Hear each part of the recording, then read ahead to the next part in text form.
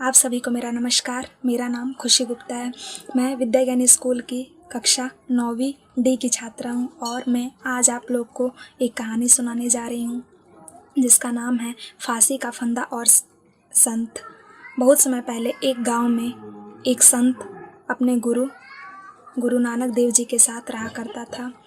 एक दिन जब उसकी वार्तालाप गुरु नानक देव जी के साथ हुई तो उसने गुरु नानक देव जी से कहा कि आप मुझे एक ऐसे आदमी के बारे में बताइए जिसके साथ मैं रह सकूं, वो मेरी सेवा करे और मैं उससे ज्ञान अर्जन कर सकूं। तो इस पर गुरु नानक देव जी ने कहा, इस प्रकार के तो इस दुनिया में बहुत से तुम्हें आदमी मिलेंगे, लेकिन उनमें से जो सबसे अच्छा है उसके बारे में मैं तुम्हें बता रहा हूँ। इस गाँव में थोड़ी दूर पे तुम जाओगे तो एक घर में एक बढ़ई रहता है, उसी के पास जाना और ज्ञान अर्जन तुम उससे कर सकते हो। यह सुनकर के संत गुरु नानक देव जी से विदा लेकर के बढ़ई के घर पे चल पड़ता है। जब वो वहाँ पे पहुँचता है तो बढ़ई अपने कुछ ज़रूरी कामों में व्यस्त रहता है, इसलिए वो कुछ बोलता नहीं है और अपने नौकर से चारपाई बिछवा देता है और बोलता है कि संत का सेवा करो। इस प्रकार से संत बैठे रहते हैं और वो इंतज़ार करते हैं कि कब बढ़ई आएगा और उनकी सेवा में संलग्न हो जाएगा। यही सोचते रहते हैं। तब तक बढ़ई वहाँ पे आता है और बोलता है कि 2 घंटे सब्र कीजिए महाराज, मैं अपना काम निपटा लूँ, फिर से आपकी सेवा में लग जाऊँगा। यह सुनकर के संत बहुत ही ज़्यादा क्रोधित हो जाते हैं। तभी थोड़ी देर में एक पड़ोसी का एक आदमी आता है और बोलता है बढ़ई से, साहब आपके बेटे की छत से गिर कर के मौत हो गई है। यह सुन कर के बढ़ई थोड़ा भी दुखी नहीं होता है।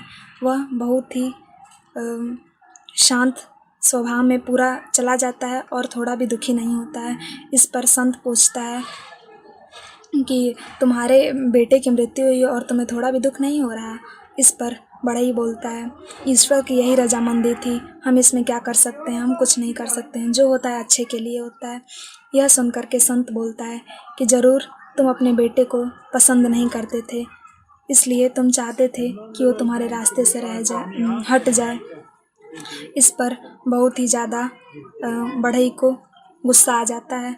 वो बोलता है कि आप ऐसे नहीं बोलिए, ऐसा नहीं है, जो होना रहता है वो होकर ही रहता है, हम उसे नहीं रोक सकते, होने को कोई नहीं टाल सकता। यह सुनकर के संत बहुत ही ज़्यादा क्रोधित हो जाते हैं और वहाँ से जाने लगते हैं। तभी बढ़ई उन्हें रुकने को बोलता है और बोलता है कि आप मेरे बारे में ऐसे बोल रहे हैं कि मैं अपने बेटे को नहीं पसंद करता हूँ, चाहता था कि मर जाए, ऐसा कुछ नहीं है। जब आप ऐसा बात ही बोल रहे हैं तो सुनिए, आज से 8वें दिन पे आपकी मृत्यु इसी पेड़ के नीचे हो जाएगी और आपकी मृत्यु एक फांसी देने के वजह से होगी, जो फांसी इसी पेड़ के नीचे आपको दी जाएगी। यह सुनकर के संत बहुत ही ज़्यादा घबरा जाता है। वो सोचने लगता है कि जल्दी से जल्दी मैं यहाँ से कहीं दूर चला जाऊँ और 8 दिन तक इधर कभी आऊँ ही नहीं। यह सोच करके वह वहाँ से निकल पड़ता है। 4-5 दिन तक वो भूखे प्यासे इधर उधर भटकता रहता है। भटकते भटकते वो कमज़ोर पड़ के कहीं गिर जाता है और वहीं पे उसे नींद आ जाती है। जब वो सुबह उठता है तो दिशा भटक जाता है और जिधर से वो चला था, जिधर से वो भागना शुरू किया था, उधर ही फिर जाने लगता है और 8वें दिन पहुँचते पहुँचते वो वहीं पहुँच जाता है जहाँ से वो भागना प्रारंभ किया था। वही पेड़ के नीचे वो वहाँ पहुँच जाता है। जब रात होती है तो वहीं पे वो सो जाता है और उस समय ऐसा होता है कि कुछ चोर गहने चुरा करके और पैसे चुरा करके भाग रहे होते हैं। वो पैसे आपस में बांट लेते हैं, गहने भी बांट लेते हैं। अंत में एक सोने का हार बचता है। वो सोचते हैं क्यों नहीं ये साधु के गले में डाल करके इसे दान कर दिया जाए, क्योंकि हम तो हमेशा रोज़ रोज़ ऐसे डकैती चोरी करते हैं और कमाते ही हैं, एक दिन क्यों ना पुण्य कर दिया जाए और साधु को ये दे दिया जाए। यह सोचकर वो हार साधु के गले में डाल देते हैं और चोर वहाँ से भाग जाते हैं। जब सुबह होती है तो राजा के सिपाही साधु को पकड़ लेते हैं और उसे राजा के पास ले जाते हैं। राजा साधु का बिना बयान सुने ही उसे फांसी की सज़ा सुना देता है और बोलता है, जहाँ से तुम लोग इसे लाए हो उसी पेड़ के नीचे उसी पेड़ पे इसे फांसी दे दो। यह सुनकर के संत बहुत ही ज़्यादा दुखी होता है और राजा उससे उसकी आखिरी इच्छा पूछता है कि वो मरने से पहले उसकी कोई आखिरी इच्छा है।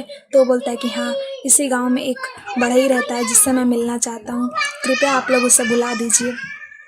तो उस बढ़ई को बुलाया जाता है। संत अपने किए पे बहुत पछता रहा होता है। वो उसके आंखों में आंसू आ जाते हैं और बोलता है कि मुझे माफ़ कर दो, मेरी ही गलती है, मैं पता ना क्या क्या अनजाने में आपको बोल गया। होनी को कोई नहीं टाल सकता। देखो, तुमने बताया था आज से 8वें दिन मुझे फांसी होगी, मुझे हो रही है।